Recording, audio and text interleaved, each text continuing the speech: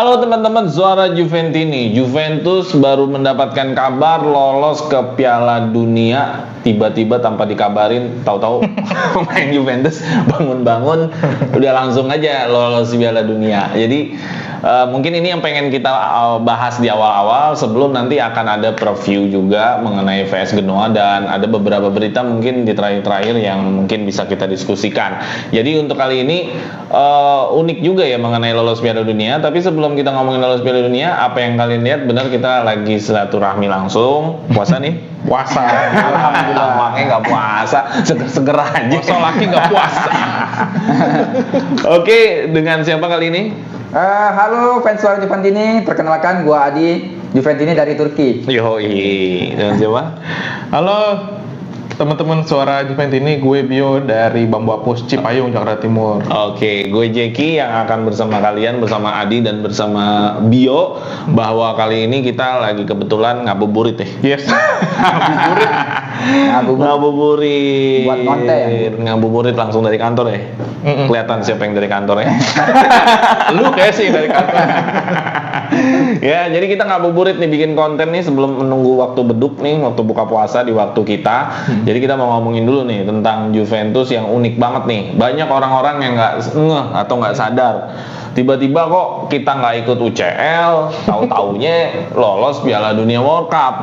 Ya mungkin normalnya kan lu harus menjalankan satu kompetisi dulu, menang dulu apa segala macam dulu, baru lu bisa masuk lolos World Cup. Tapi ini terjadi karena kita koefisiennya itu kan udah nabung ya, koefisien ranking UEFA itu kita udah nabung. Akhirnya kita bisa lolos dikarenakan ini penting nih karenanya nih, dikarenakan Napoli tidak berhasil menang melawan Barcelona. Jadi kita say thank you sebenarnya Barcelona. Thank you. Kita bisa masuk Piala Dunia. Dan mungkin kalau di grup WA-nya Juventus kali mereka lagi tidur gitu kan, nggak ngikutin UCL, tahu-tahu bangun-bangun selamat ya semuanya. Bangun tidur lihat grup WA gitu kan, Locatelli lah lolos Piala Dunia ini. Kagak ngapa-ngapain gitu. Oke, gimana menurut lo, tanggapan lo, respon mengenai lolos kita ke Piala Dunia? Penting nggak buat Juventus dan bagaimana lo menanggapi kita tiba-tiba masuk Piala Dunia ini? Ya, inilah definisi namanya berkah Ramadan. Ya, jadi benar-benar nggak ikut Ramadan. Di bulan suci ini Juventus dapat hadiah yang paling suci loh. Masuk ke Piala Dunia antar klub di 2025 gitu. Jadi benar-benar sebuah harga yang mahal dari tabungan-tabungan koefisien UCL 4 musim belakangan. Jadi emang dan pantasnya tim sebesar Juventus ya ikut ajang itu, walaupun kita juga karena ikut itu karena kita kebutuhan finansial ya. Jadi dengan adanya ikut kompetisi itu juga kabar gembira mungkin buat skuad karena bahkan ada perpanjangan kontrak dan gaji lebih besar lagi, atau buat Elkan sebagai pemilik klub, wah gue dapat cuan 50 juta dari ajang ini. Dan buat misalnya Allegri, gue bisa extend kontrak dengan gaji yang sama. Itu benar-benar luar biasa tuh buat apa namanya kelolosan ini. Jadi benar-benar surprise lah buat para Juventus, para fansnya serta para pemain gitu. Oke ya. Jadi berkah Ramadan ya. Padahal mereka nggak ikut Ramadan juga sih. Tapi penting ya buat Juventus ya. Penting ya. Nah, kalau menurut lu yuk gimana tanggapan lu mengenai keikutsertaan World Cup ini dan apa yang paling penting dari keikutsertaan ini nih? Yang paling penting sih kita masih ikut ajang prestisnya FIFA ya. Juga mengangkat nama Juventus juga di Italia khususnya, dan juga kan masuk ke dalam jajaran tim elit di Eropa juga. Mungkin bukan hanya Eropa, dunia ada kan, dari Afrika, Eropa Asia. Kan mayoritas. Nah ini nunggu 11 tim lagi biar klub 32 tim. Nah ini sih kan memang masih main sekitar 2025 ya nanti ya. Iya. Masih 2 tahun lagi sebenarnya sih. 2 tahun lagi, cuma kita belum tentu nih semua squad yang di sini masih ada semua sih. Koreanya tapi dan sekarang karena memang kita kayak loh kita nggak ikut kompetisi tapi kok malah masuk gitu. Cesa belum tentu ada. Iya. Kontraknya belum berpanjang. Allegri belum tentu ada. Allegri belum tentu ada. Vlahovic udah dong. Vlahovic masih ada. Allegri pasti nggak kira-kira? Ya nggak ada. Udah habis. Ya, kalau kita bicara kontrak aja, Cesa udah pasti nggak ada nih. Rugani belum ada. McKennie belum tuh ada. Siapa? Wah, banyak. Kalian cuma ada Bremer yang ada. Bremer. Dia kontraknya 2027 ya. Iya. Tapi kan ini kayaknya memang sudah diprediksi ya bahwa Juventus bisa melaju ke ajang ini karena memang kan sudah diprediksi lawan-lawannya tim yang Serie A bakal menggantikan Juventus, yaitu Lazio sama Napoli kan lawannya juga lumayan gitu loh di UCL kemarin, dan memang ditakdirkan mereka untuk gugur gitu. Jadi Juventus bisa melaju tanpa nggak ngapa-ngapain gitu, nggak ada effort sama sekali, malah masuk. Kelihatan memang dari koefisien poin juga kita nggak dapet poin musim ini, tapi kok lolos gitu. Nah ini kan kata Adi juga bener nih, berkah Ramadan kayaknya dari doa-doanya Pogba selama ini dia. Pogba tuh doa buat dirinya sendiri dah kayaknya. Pogba bolak-balik Madinah Turin kan kayaknya ada doa berkah juga dari situ. Tapi sih di luar itu konteksnya memang Juventus ya dibilang beruntung lah, karena memang tabungan poinnya dari beberapa musim ke belakang yang kita menggendong Serie A kebukti sampai sekarang. Oke, berarti menggendong Serie A itu berarti ada manfaatnya ya? Ada terbukti manfaatnya kita banget. bisa lolos ya. Dan ditambah juga ada hadiahnya. Iya, hadiahnya bukan hadiah, uang baru masuk. Mulai, uang masuk. Iya. Uang masuk ibarat Uang pendaftar Hadiah aja, masuk ya, udah dapat duit 50 juta. Jadi kalau- itu yang bikin kompetisi ini menarik. Kalau juara ya maksimal dapat 100 juta lah. Iya, lumayan sebenarnya. Yang nggak juara nggak ngapa-ngapain aja di sana kalah-kalah doang 50 juta. Main 3 game 50 juta lumayan. Iya, di game 50 juta.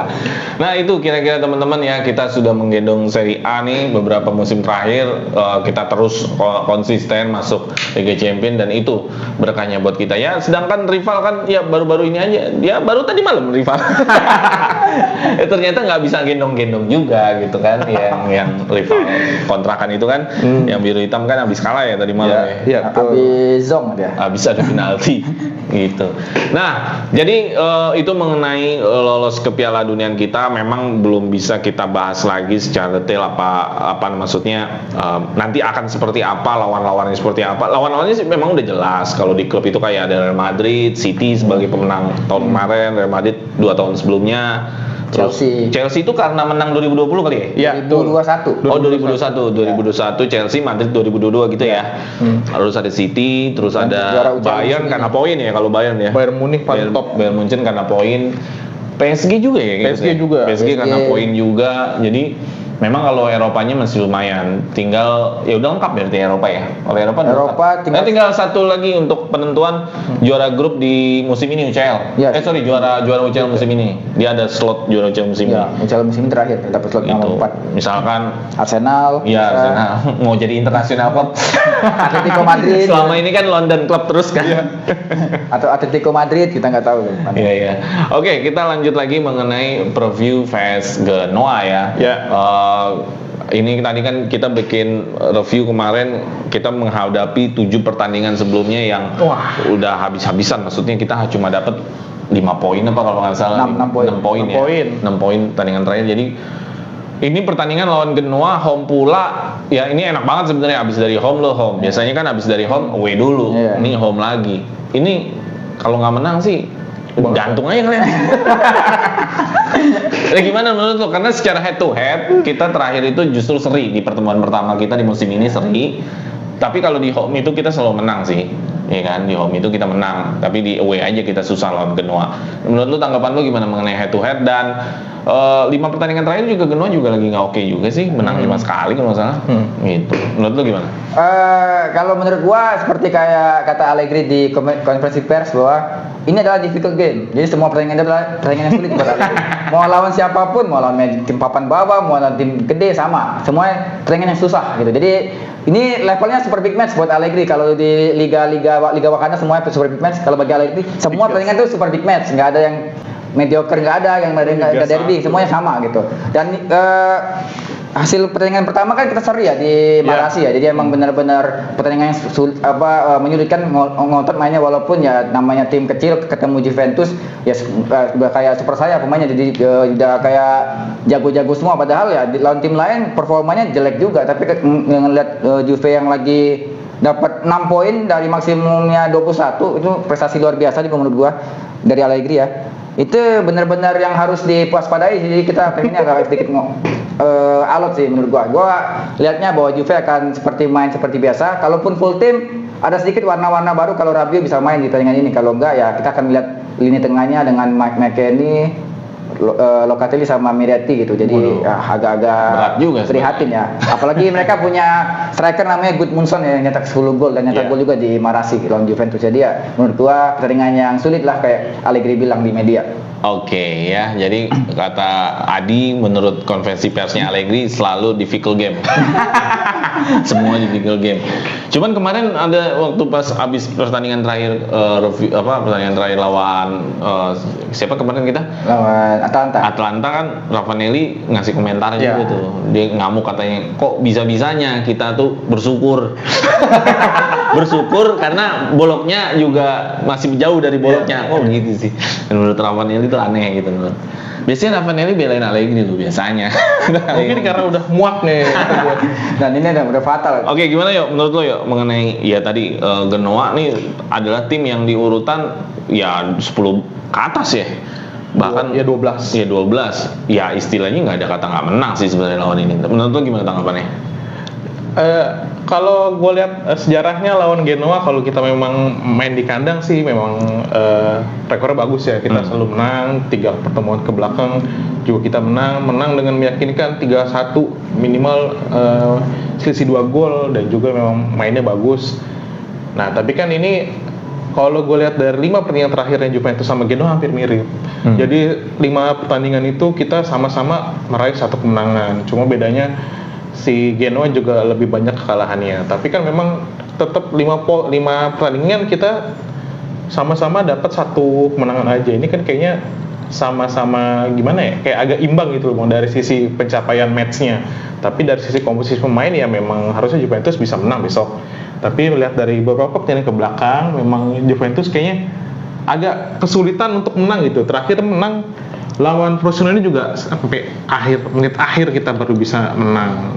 Terakhir kemarin lawan Atalanta main juga kurang banget. Kita udah kebobolan baru main nyerang, ketika sudah cetak gol mau menang main agak kendor malah kebobolan. Gol yang mudah banget lagi kemarin. Iya. Itu main kayak nggak ada punya semangat untuk menang gitu. Dan juga kayak banyak pemain yang kurang perform kemarin juga, tapi besok kayaknya sih main kayak Vlahovic main lagi, kayak kemarin dia sempat nggak main. Paling juga si Weston McKennie masih jadi top performance-nya Juventus itu, kemarin 2 assist, kayak masih jadi pemain kunci di lini tengah. Gue sih kayaknya besok prediksi gue bakalan menang, tapi ya memang agak struggle juga pertandingannya. Oke, jadi dari lu berdua sebenarnya struggle ya. Tapi sebenarnya kan juga waktu lawan Atlanta nggak seluruhnya Juventus main bertahan sebenarnya. Iya. Jadi ada kemungkinan dong secara taktikal di game ini harusnya tetap menyerang dong. Iya, karena memang lawannya kan jauh kualitas daripada Atalanta kemarin. Ya, kita lanjut materi selanjutnya. Nah, materi ini adalah tentang key players-nya dari masing-masing tim. Cuman gue ke Genoa dulu nih. Genoa ada satu inceran Juve yang namanya kayaknya orang mana ya? Son gini, ini Islandia nih. Orang Tegal maksudnya. Samson. Ngerti Orason. Kayaknya orang Tegal. Ya, Islandia kan, ya. Gudmundsson ya. Gudmundsson. Dia udah 10 gol, incaran Juve juga, dan ada sebenarnya striker natural, nggak naturalisasi sebenarnya. Apa? Striker berdarah Argentina tapi sudah berpaspor Italia, Retegui. Jadi ada 2 duet striker nih dari Genoa ini. Menurut kalian nih key players dari Genoa ini akan merepotkan kita nggak? Dan apakah ini bisa menjadi solusi juga buat striker Juventus di kemudian hari gitu? Kalau menurut Bio gimana? Kalau menurut gue ya merepotkan sih bisa, karena kan memang Juventus lihat kan beberapa match kebobolannya yang mudah-mudah banget sih. Kayaknya nggak ada kurang koordinasi di belakang, kayak Gatti, Bremer, Danilo nih kayak ada something miss gitu loh di belakang, nggak kayak padu seperti di bulan Januari gitu. Bulan Februari, Maret nih kayaknya memang lini belakang kayak agak rapuh ya, karena terlihat beberapa gol-golnya dan juga kita lebih banyak kebobolan di bulan Februari dan juga awal Maret ini. Tapi gue lihat sih kalau Arben Gudmundsson ini kan memang tipe strikernya yang agak cepat gitu loh. Tapi kan kita punya back juga lumayan cepat. Bremer juga cepat, si Danilo juga cepat. Tapi gue rasa sih memang Juventus nanti bisa meredam kedua striker ini, si Retegui sama Gudmundsson. Gitu loh. Jadi menurut lo clean sheet atau kebobolan nih? clean sheet lah besok lah. Tapi tadi lu bilang katanya merepotkan. Kalau merepotkan belum tentu cetak gol kan. Hanya merepotkan ya. Iya. Oke, ya karena Juventus udah lama nggak clean sheet. Itu gue rindu sih. Udah lama nggak clean sheet. Kita udah kebobolan 11 gol dari 7 game. Jadi kayaknya harus lagi clean sheet sih. Nah menurut lu gimana nih key players dari Genoa nih? Gudmundsson itu yang udah cukup produktif ya main di Genoa, tapi udah 2 digit kan hitungannya kan. 10 gol. Retegui mungkin jarang-jarang main karena cedera kali ya. Iya, cedera. Retegui emang cedera. Cuman di waktu di Liga Argentina termasuk yang produktif juga gitu. Menurut lo gimana? Ya, Gudmundsson ini kan yang nyetak gol di Marasi, jadi emang dengan tektok cara main 1-1-2 di ruang sempit itu yang bikin Bremer juga atau lini belakang Juventus itu kan jadinya agak luput dari pengawasan, jadi sehingga bisa nyetak gol itu. Jadi kalau di pertandingan nanti tuh ya ini akan jadi ujian Allegri sih. Kalau Allegri bermain menyerang seperti 7 game belakangan ini, Juve nggak akan pernah clean sheet. Karena tim ini, Juve ini tidak dibentuk untuk bermain menyerang, tapi untuk dibentuk sebagai tim yang jago bertahan. Ketika pemain belakangnya kebuka menyerang, ya itulah kelemahannya. Jadi sekarang untuk ngalahin Juventus atau menahan seri, paksa Juventus keluar menyerang, di counter balik itu akan membuat Juve mudah banget kebobolan. 11 gol dari 7 game ini kan membuktikan cara golnya hampir semua sama di counter lawan. Ketika Juve lagi asik menyerang. Nah, inilah yang harus jadi evaluasi Allegri bahwa tim ini nggak bisa main menyerang, tapi jagonya main bertahan. Tapi kalau dia main bertahan, penontonnya nggak enak, yang nontonnya ngantuk. Jadi emang serba salah di sini. Jadi gimana harus dipuaskan, fans atau manajemen? Jadi tergantung dari apa yang akan approach Allegri dilakukan di pertandingan ini, bang. Yang harus dipuaskan ya menang intinya Ya, dulu. pasti manajemen dong harus hasil ya. Iya, Walaupun biasanya nggak suka. Ya. Karena kalau lo udah kalah mainnya jelek juga hancur-hancuran. Kalau istilah Kusen itu hancur-hancuran tuh. Hancur-hancuran. Menurut gue sih intinya sih pelatih itu lebih aman kalau menang lah. Iya. Selama lu nggak menang, lu main kayak gimana ntar toh juga dievaluasi juga. Iya. Lu mau aman ya menang gitu aja udah dulu. Masalah nanti cara menangnya seperti apa kan itu nanti dievaluasi kan. Cuman kalau lu udah cara mainnya biasa aja maka cenderung ngantuk bahkan kalah juga. Ini hancur banget kan berarti kan. Gitu. Nah, gue juga mengkhawatirkan ya kalau laga ini nggak bakal clean sheet sih. Ini kayak trennya masih kebobolan nih. Ya, gua ngeliat kemarin pas lawan Atlanta, Bremer itu nggak sejajar sama Danilo keluar dari garis pertahanan yang gol kedua Kopenhagen. Iya. Gol kedua Kopenhagen. Terus gol pertama Kopenhagen bisa-bisanya lu kalah jumlah di area bebas, orang pada fokus di pagar betis, lu kalah jumlah di situ. Jadi gue pikir ini sulit untuk kita bisa clean sheet, tapi gue berharap menang sih. Walaupun menangnya nanti dengan cara apa? Deg-degan. Kemelut lah. Atau dakdikduk. Kita kan selalu punya kesepakatan bahwa senjata rahasia Juventus adalah kemelut depan gawang. Nah, key players-nya dari Juventus nih Rabiot yang udah beberapa pertandingan ini nggak main, sengaruh itu ya Rabiot nggak main ya? Kalau menurut Adi gimana? Seperti gue bilang di 2 pertandingan lawan Napoli, lawan Atalanta, kita kalah tenaga kalau di lini tengah lawan pemain tengah lawan yang tipikalnya fighter. Karena kita kan pemain tengahnya nggak ada yang kreativitas, tipenya otot semua bang. Jadi ya kita pakai Miretti yang cenderung cara mainnya stylish, masuk main gaya otot, ya dia jatuh mulu gitu. Dan kita nggak punya pemain yang bisa carry bola dari depan ke belakang ke depan, karena untuk counter attack. Nah ini jadi masalah juga di Allegri, maksain McKennie untuk crossing insya Allah terjadi kemelut, ya kan nggak semua game bisa kayak gitu. Walaupun bisa sekali-sekali, tapi kan nggak setiap game golnya insya Allah crossing terus kemelut kan nggak jadi gitu. Jadi emang Juve butuh variasi. Nah kalau kita butuh banget Rabiot di game ini apalagi sampai akhir musim, bahwa ya Juve emang harus ngejar peringkat 2 paling enggak gitu. Karena kan kalau targetnya ngejar 4 besar di atas Bologna, ya itu mah bukan Juventus, Siena bos gitu ya. Iya. Karena target 4 besar tuh mau presisi. Ya pas 4 di atas Bologna maksudnya, di atas Bologna. Harusnya Elkan itu ngasih tahu si Allegri itu 2 besar ya, berarti 3 besar ya, jadi 3, kalau 4 besar 4 artinya.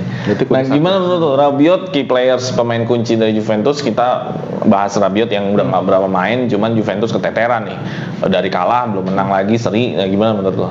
Emang vital ya kata menurut gue si Rabiot ini, terlebih juga dia kan jadi leader juga di tengah Juventus, dan juga dia pemainnya box to box juga kayak belakangan ini suka dikasih free roll sama Allegri.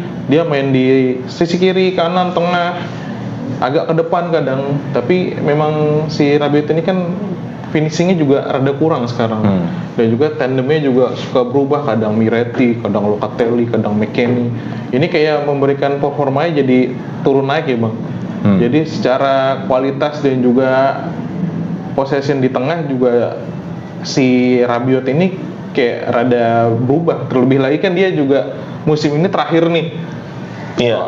Selalu musim terakhir kan? Musim terakhir buat Rabiot. Ada aja beritanya soal renewal tapi mentok di maknya gitu. Kayak ini memberikan fokusnya rada berkurang dari musim akhir nih, kayak Rabiot rada kurang fokus gitu dari sisi pertandingan. Dan juga memang kan kalau gue lihat dari sisi pertandingan Juventus dari kemarin juga Rabiot nggak main, disuruh main si Miretti. Bener kata Adi tadi, Miretti kemarin Atalanta itu hancur banget. Dia mendelay bola salah, passing bola salah, ngasih truk pas salah, dan makanya kemarin memainkan McKennie di tengah terbukti cocok. Dia mencetakkan 2 assist. Si Chiesa agak melebar ke kiri, sama Eiling Junior itu juga masuk. Cambiaso di kanan juga dia, White juga bagus. Jadi kayak memang gua rasa sih key playernya nanti kalau dari versi gua memang belum Rabiot sih, masih Weston McKennie. Oke, ya. Jadi memang Rabiot jadi salah satu kunci ya. Ya nggak bisa kita bilang enggak. Nah kita lanjut ke materi selanjutnya mengenai formasi pasti sama lah 352. Pakem itu udah pakem. Oke, kayaknya Allegri nggak mau nih. Udah paten. Gue paling benci banget sama Allegri musim ini, si Yildiz nggak kemain gara-gara harus banget 352 gitu. Harusnya kan 4-3-3 kan Yildiz bisa main ya. 3-3 atau 3-4-3. 3-4-3. Intinya kalau ada 3 di depan Yildiz masih bisa main. Nah kalau ngomongin line up nih, kita ngomongin pemain tengah 3 nih. Gue lebih mending ya Locatelli, McKennie sama Cambiaso aja udah gitu. Dibanding lu paksain Miretti. Miretti kayaknya gimana ya? Udah ya mau diapain lagi sih? Iya bener kan? Emang maksudnya gini. Lu kalau di gelandang serang, namanya serang kan? Iya. Ya kalau membantu pertahanan udah pasti lah ya. Karena kalau nggak membantu pertahanan kan kalah jumlah. Cuman kalau gelandang serang, lu tidak menciptakan gol dan tidak menciptakan assist, ya fungsinya nggak berjalan. Dan nggak menciptakan peluang-peluang berbahaya, fungsinya nggak berjalan. Dan Miretti itu sangat-sangat kalau udah masuk final third kalah terus gitu. Kalah bola, kalah body, salah passing gitu loh. Jadi menurut gua lini tengahnya itu, trionya itu udah McKennie, Cambiaso sama Locatelli. Kalau menurut lu gimana? Sebenarnya kalau emang nggak ada Rabiot, ada alternatif? Nggak ada Rabiot kita ya. nggak ada Rabiot nih. Berarti gue masih hitungannya McKennie, terus masih Locatelli sama Miretti mau nggak mau. Cuman gini, harapan gue Miretti ini kan satu-satunya pemain tengah yang Juve ini yang bisa sumber kreativitas gitu. Selain Pogba yang entah kemana, mungkin lagi umroh mulu gitu kan. Jadi emang kita coba kenapa nggak kreativitas dipegang sama Miretti, untuk ototnya yang regista itu atau box to box kasih ke Locatelli. Oh, jadi emang maksudnya ditukar sehingga apa? Kita menang. Jadi yang registanya itu Miretti. Iya, kenapa enggak gitu ya? Jadi Miretti cuma dapat bola, opsi passing aja, nggak perlu masuk ke dalam, nggak perlu masuk, nggak perlu juga harus beradu fisik sama pemain lain, jadi cukup passing aja. Nah ini kan nggak pernah dicoba. Gue takutnya Miretti kayak the next Pirlo, waktu Pirlo di Milan nggak dipakai sama Allegri, alahnya kayak gitu karena fisiknya lemah. Jadi akhirnya Pirlo ke Juventus. Iya menarik juga sih sebenarnya. Nah ini harapan gue, kenapa nggak dicoba kayak gitu, atau main dengan 3-4-1-2 Miretti susah di Trequartista. Jadi harapannya emang kalau mau main kreativitas emang tetap harus Miretti. Nah, gue lebih setuju Miretti jadi regista dibanding dia jadi playmaker. Jadi istilahnya susah, dia main di ruang sempit susah nih. Sumber kreativitasnya di situ. Kayak kita cuma satu-satunya punya dia, gimana mau main pakai Nonge yang bikin blunder lah Napoli, pakai Hans Nicolosi passing amburadul, gimana bang? Ini tengah tuh kan motor dari pemain. Maksud gua Miretti udah nggak bisa main di depan kotak penalti, itu nggak bisa. Dia main di depan back, gue lebih setuju. Depan back aja, jadi depan Bremer, jadi cuma dapetnya opsi passingnya ke pemain yang lain. Gitu. Berarti sayapnya kalau gitu tetap Cambiaso sama Eiling Junior. Sama Eiling Kostic. Allegri udah nggak pakai dia kan 2 game. Terus duetnya tetap ya Chiesa dan Vlahovic. Iya. Backnya ya trio itu Danilo, Bremer, Gatti. Okay. Ada lagi. Iya. Nah kalau menurut gua kan, kalau menurut Adi tadi gua punya versi lini tengah gua sendiri kalau tanpa Rabiot ya. Locatelli, Cambiaso sama McKennie udah jelas. Adi registanya justru ditukar, yaitu si Miretti, duet depannya gelandang serangnya Locatelli sama McKennie ya. Nah kalau lo pribadi duet lini tengah 3 ini tanpa Rabiot gimana? Formula yang paling Tetap bagus. 3-5-2 sih, tapi memang Formula 3 yang tengah ini. 3 yang tengah ini kan gimana, kita juga kurang ya. Siapa? Dari sisi apa namanya? Kreativitasnya. Bukan, Iya. posisi pemainnya tuh Alcaraz semuanya juga hampir masih sama. Alcaraz Alcaraz juga lagi masih cedera nih, baru pertama ini cedera di Juventus nih. Di Southampton nggak pernah cedera katanya.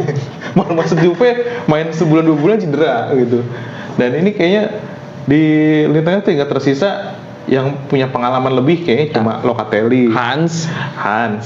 terus McKennie. Nonge ya itu kan anak baru lah. Kemarin aja kan gol gara-gara dia tuh lawan Sedih juga tuh itu. jadi kalah kan. Terus juga Jadi menurut lo di tengahnya? gue lini tengahnya ya Locatelli, McKennie ini kuncian nih. Gue pengennya sih si Hans dikasih kesempatan ya. Karena kan memang lawannya ya cuma Kayak Genoa. waktu lawan Inter ya. Ya, Main itu. gitu ya. Cuma lawan Genoa gitu. Ya nggak ngeremehin Genoa sih. Cuma kan kasih kesempatan Hans buat berkembang gitu. Biar kita punya regista dan juga si Locatelli bisa main jadi box to box juga kayak McKennie kan 2 box to box ini terbukti kan kalau Locatelli main di Italia pun jadi box to box gitu. Dan juga bisa produktivitas di tengah, juga mengalirkan bola dan juga dia kadang suka mencetak gol juga dari sisi tengah. Gue sih pakamnya pengen 3 itu Bang, Nicolucci, Tapi Hans itu, McKennie, iya sama oke. Locatelli. Tapi Hans itu dia sangat pasif untuk masuk ke dalam kotak penalti sebenarnya. Karena memang dia dari Iya, makanya dia sebenarnya regista. Iya, memang regista memang. Coba lu perhatiin deh, Rabiot sama McKennie itu bisa berganti-gantian masuk dalam kotak penalti. Iya. Ya golnya kemarin lawan Atalanta kan ada McKennie dalam kotak penalti. Si siapa yang Milik. diadain Gol gitu, milik. gol milik. Iya kan? Nah, gua kenapa Cambiaso taruh ya karena Cambiaso bisa masuk ke dalam area kotak penalti. Itu kan solusi kan. Ya. Ketika lu sejajar nih, lu striker sejajar, ya berarti untuk bisa masuk ke dalam kotak penalti lu harus melakukan one two kan. One two di final 30 itu kan. Iya. Nah, itu kan hanya gelandang serang yang punya otak kayak begitu gitu loh. Tapi nyatanya Miretti nggak punya. Ya Miretti sering melakukan tapi nggak nyampe rebut. Dia udah Niatnya berusaha ada ya? ya niatnya udah Niatnya begitu. ada. Dia kalau Cuma nanya, niat decision gue udah making-nya begitu. enggak. Niat gue udah begitu bang. Nggak tahu kenapa nggak jadi-jadi. Gue udah dapat bola, gue bingung mau passing ke siapa. Pemain gue nggak ada, ayo sih. Di decision making masih kurang emang. Gitu. Kudu di sekolahin. Iya Miretti memang masuk ke dalam kotak penalti juga sering. Cuman nggak taunya gocek keberapanya udah kena gitu loh. Itu yang menurut gua kenapa jadi kayak lambat banget gitu loh. Entah kenapa McKennie lebih smooth di dalam Ya. kotak penalti. Rabiot ya jelas lah banyak golnya Rabiot dalam kotak penalti kok. Karena memang tipenya pemainnya box to box. Iya memang harus begitu memang. Iya. Box to box selalu begitu. Harus lu gelandang serang harus masuk dalam area kotak penalti kalau lo mau sebagai gelandang serang. Kalau lo hanya sebagai distribusi bola, ya lo main sebagai kayak Locatelli lah. Iya. Iya kan? Tapi kalau misalkan si McKennie sama Rabiot itu memang box to box. Dan kalau si Miretti kan memang tipenya playmaker. Iya. Jadi memang mainnya agak stylish gitu loh. Dan box to boxnya. Oke, berarti kalau main sayapnya siapa? Main sayap ya Cambiaso Iling lah sekarang. Oke. Kayaknya memang Strikernya? ada Klopp. Cesa Vlahovic ya. Cesa Vlahovic lah. Kemarin Vlahovic kan udah Iya. di Backnya? istirahatin. Backnya ya itulah. 3 pemain kita itulah. Danilo, Bremer, Danilo, Gatti ya. Bremer, Gatti. Kiper sih gue pengen Perin yang main. Cedera. Karena besok lawan Genoa. Iya, Cedera dia. iya. Tapi ya kalau memang memang sudah andalan, gue sih teknikal. Kalau lawan tim-tim lemah kayak rada menurun juga performanya. Kalau lawan tim besar dia kayak agak show off gitu loh. Kayak juga kemarin penalti Osimhen juga hampir kena.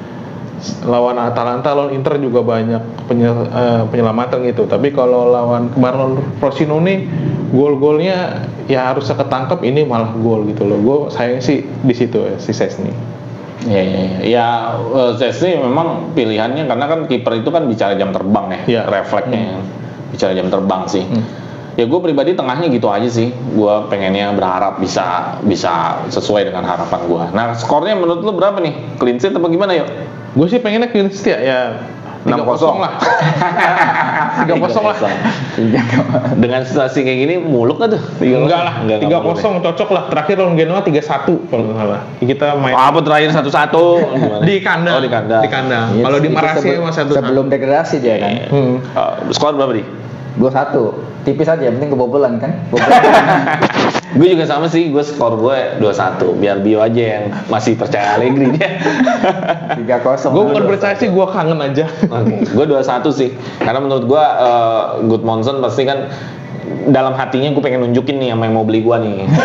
Kayak Cup Miller kemarin ya. Iya, kayak Komeners, buset. Apalagi mainnya di Turin kan, wah gue harus Iya, show off nih. nunjukin. Lumayan depan Elkan. Pasti semangat banget nih dia main ini. Depan presiden klub, aduh. Iya. Oke, itu kalau untuk preview kita mengenai lawan Genoa, ya kita sangat berharap ini memutus dari hasil rentetan yang jelek, hasil rentetan yang nggak masuk akal ini ya. Lu dari peringkat 2 dan hanya beda 2 poin lu sama Inter. Bisa-bisanya sekarang beda 17 poin. Aneh bener. Itu aneh bener menurut gua. Oke, kita lanjut lagi ke berita terakhir, tapi dikit lagi udah ngabuburit nih, kita mau buka puasa nih. Setengah jam lagi nih. Lu pada puasa nggak? Alhamdulillah. Kalau pada puasa gua kasih bukaan, kalau nggak ya udah Jadi enak langsung nih. aja. Wah, ini dia. Sehat banget ya. Tiba-tiba Ini datang. mah sehat banget ini buat Keberkahan jantung juga Yoi, ini nih. keberkahan bulan puasa nggak diminta datang. Tiket FIFA World Cup Nih nih. luar biasa. Ini benar-benar Tiket FIFA World Cup ini. Ya. Jadi lu pada makan buah ya biar sehat Biar jantung kita sehat nonton Juventus. Yoi, ya teman-teman, gimana buka puasanya bersama apa? Ya bersama siapa atau bersama apa? Oke, kita lanjut lagi ya. Oke, lanjut, Bang. Nih kita singkirin dulu, nanti pada di sini semua lagi. Pada batal lagi. Gila. Oke. Berita tambahan dari kita adalah salah satu pemain yang belum perpanjang kontrak lagi. Kontraknya itu berakhir musim depan, sisa 1 musim. Dan pemain ini lagi hot prospect, maksudnya lagi lagi ini banget ya, on fire ya. Dia memberikan 9 assist dan kelihatannya Juventus ingin memberikan dia kontrak panjang atau menjual dia sih. Tapi kalau lo pribadi melihat McKennie ada perubahan, ya namanya adalah McKennie. Lo pribadi setuju McKennie diperpanjang atau ini kayaknya hanya Cinderella aja deh musim ini doang dah. Bagaimana? Kalau dengan situasi finansial sekarang ya, gue setuju kalau di extend. Cuman kalau untuk kita main di kompetisi yang lebih berat musim depan kayak UCL terus juga Piala Dunia Antar Klub, ya kita butuh pemain yang lebih improve dari McKennie, dan McKennie sebagai backupnya pemain-pemain itu gitu. Jadi daripada dia dipaksain untuk jadi starter dan dia bukan level pemain Eropa, top Eropa, itu cuma top level di Serie A doang. Ya susah kalau Tapi kan faktanya dia yang paling tinggi asisnya saat ini. ya levelnya Serie A. Kita belum tahu pas jadi UCL musim depan apakah mainnya kayak gini. Oh, dia pernah volley lo lawan Barca. Iya. Nah, kita nggak pas itu hilang entah kemana, terus tiba-tiba jadi kayak wah the next year lo passing-passingnya bagus. Nah, ya itu cuman untuk di Serie A musim ini. Musim depan kita kan mainnya 3 kompetisi. Jadi kita butuh pemain matang untuk di posisinya nanti di UCL musim depan. Jadi kalau untuk backup ya nggak apa-apa. Asal pemain yang kayak Pogba out, mungkin yang pemain-pemain yang udah uzur-uzur itu udah cabut semua. Kan dia bisa jadi backupnya wingback kanan kan. Jadi emang benar-benar buat Juve ya prospek lah buat Juve kalau di extend buat backup ataupun buat super sub lah di. Oke, jadi extend hanya untuk backup ya. Iya. Oke, gimana yuk? Setuju? McKennie diperpanjang? Setuju banget. Atau dijual? Terlebih juga kalau musim depan pelatih masih Allegri ya, memang dia cocok sama skemanya Allegri, mau main jadi gelandang, mau jadi back sayap ataupun mau jadi second striker pun juga dia bisa. Dan juga dia sudah kenal luar dalam Juventus, sudah 4 musim kayak di Juventus, dan juga memberikan performa itu musim ini nggak kaleng-kaleng gitu.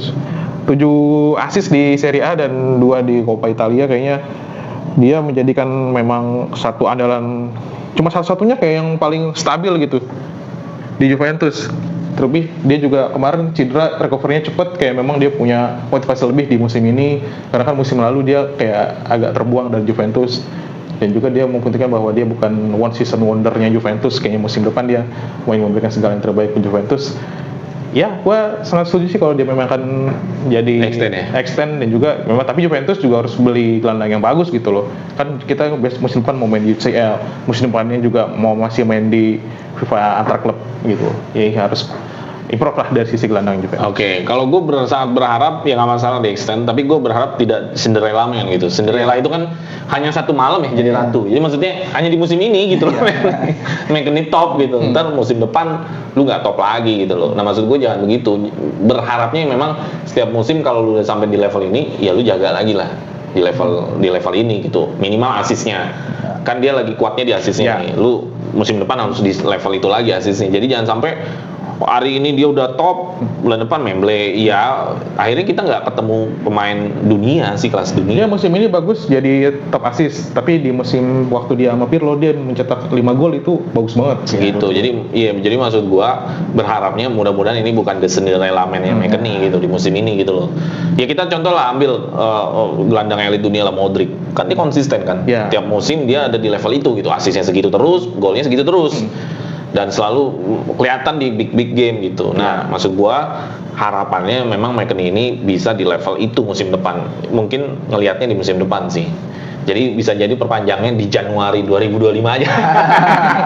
Jadi suruh ikut UCL dulu. Nggak mau, tunda-tunda dulu. Tapi sih ya, Juve kan punya Rabiot ya. Rabiot kan 3 musim pertama itu jelek ya bang. Baru musim keempat bagus akhir musim. Jadi ya ada mungkin McKennie musim ini bagus, 3 musim lagi jelek, yang baru musim keempatnya lagi baru bagus. Jadi ada periode-periode negatifnya juga, nggak langsung. Jadi kita sebagai Juventus ini nggak terlalu overhype buat kayak Pirlo. Gitu. Pemain itu naik turun tuh normal. Iya. Dan maksud gua ketika main di Juventus naik turun, ya Juventus jadi ikut klub normal kan, Iya. bukan klub super kan. Ya kan karena pemainnya naik turun ya jadi normal aja Juventus. Maksud gua kalau lo mau top ya lo harus stay terus, Iya. Stay on top. Masih stay on top gitu loh maksud gua. Lu musim depan stay lagi, musim depan itu kan yang dilakukan sama Konsisten Madrid lah ya. kan. Iya. Iya kan, Namanya itu yang dilakukan istiqomah. sama Liverpool gitu dengan Itu Salah. istiqomah Kudu namanya, kalau Iya kan? kata- Salah kan termasuk di Liverpool konsisten. Iya. Selalu ada punya pemain-pemain yang konsisten, levelnya tuh nggak berubah-berubah gitu loh. Jadi maksud gua, ini McKennie segini nih. Jangan musim depan ya turun lagi. Kebetulan doang. Itu sih normal banget menurut gua. Jelek nggak? Normal doang. Iya. Kalau jelek maksudnya lu dari situ turun sampai sama sekali nggak menciptakan assist, nah itu jelek lah. Jadi misalkan dia udah 9 assist nih, musim depan 6 assist, turun 4 assist, ya normal menurut gua mah. Jadi ternyata bukan pemain top-top amat. Lo iya dong. Iya sih. Ya normal aja. Heeh. Kehidupan kan begitu. Oke lah, kira-kira begitulah mengenai preview kita dan kita ternyata lolos Piala Dunia. Yes. Ya itu ada black magicnya Allegri kayaknya. Ya kan? Cuma nonton aja, tahu-tahu lolos. Yang banding siapa, yang lolos siapa. Oke, itu aja. Terus sama preview kita berharap ini memutus hasil yang kayak jelek ya. Kita langsung menang lagi ya, menang meyakinkan. Ya menurut gue yang penting menang dulu dah. Mudah-mudahan Rabiot udah bisa main ya. Iya. Yes. Mudah-mudahan Rabiot udah bisa main. Terus apakah McKennie akan perpanjang di akhir musim kita nggak tahu. Tapi tetap masih punya 1 musim lagi sih dia. Jadi diulur-ulur sampai Januari 2025 juga masih bisa. Gitu. Oke, terakhir ada lagi Mas Amin? Ya cukup. Terakhir ada lagi Mas Amin? Harapannya sih gua Alcaraz cepat return lagi. Oke, Alcaraz return lagi ya. Sip. Ya mudah-mudahan Alcaraz bisa sesuai dengan harganya ya. Iya. Oke, itu aja teman-teman. Jangan lupa join membership kita dan jangan lupa juga share, like dan kasih tahu teman-teman Juventus ini di luar sana kalau mau ikut nimbrung ngobrol sama kita, join juga gabung membership. Oke, fino alla fine, Forza Juve.